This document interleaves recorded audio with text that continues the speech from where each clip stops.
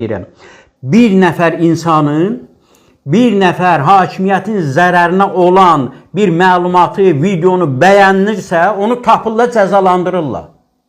Necə olur? Bu hakimiyyətin bir belə narazılıqlardan xəbəri olmur. Deməli, belə çıxır ki, hakimiyyət əhalini saymır.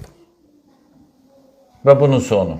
Və bunu cəzalanma yoxdur. Yəni, cinayətkara dəstək var, cinayətkarın qorunması var, cinayətkarın himayəsi var, cinayətsizin cəzalanması var. Cinayətkara toxunma yoxdur, cəzasızlıq hökm sürür, günahsızlarda cəza...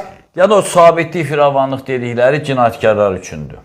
Bəli. Hə, yəni sabitlik deyirlər, ölkədə sabitlik var, onlar üçündür. Bəli. Bəli. Hətta deyirlər o, hətta qətli də monopoliya edirlər ki, öz başına heç kimə qətlə yetirə bilməz. Şəffaflıq yox. Hesabatlılıq yox. Məmur, oliqarx təbəqəsi üçün cəza yox. Sıravi vətəndaşların asqırması, öskürməsi, siqaret çəkməsi, onun yeni video ATV verirdi, hansıydı? Deyir, siqaret çəkə gedirdim, polis gəldi ki, 30 manat cərimə. Açıq havada.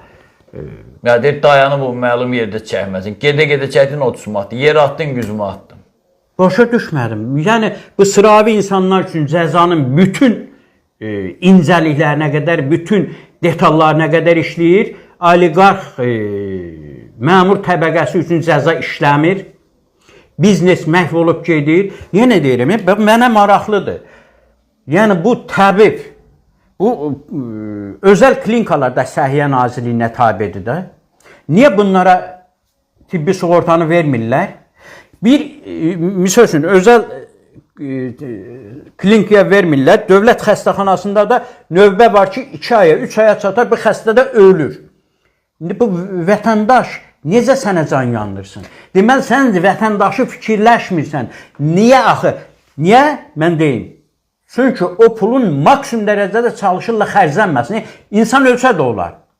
Tək ki, o insanın öz pulu ilə olan, formalaşan o tibbi sığorta xərclənməsin. O büdcə qalsın. Təsəvvür eləyin. 40 il, deyək ki, bir insan pensiya fonduna pul şey eləyir. Pensiyaya çıxmamış ölür. Onun pulunu vermirlər ailəsinə. Bu qədər anormal, bu qədər rəzalət, acgözlük, bu qədər xalqa düşmənlik olmaz. Bu düşmən mövqeyidir.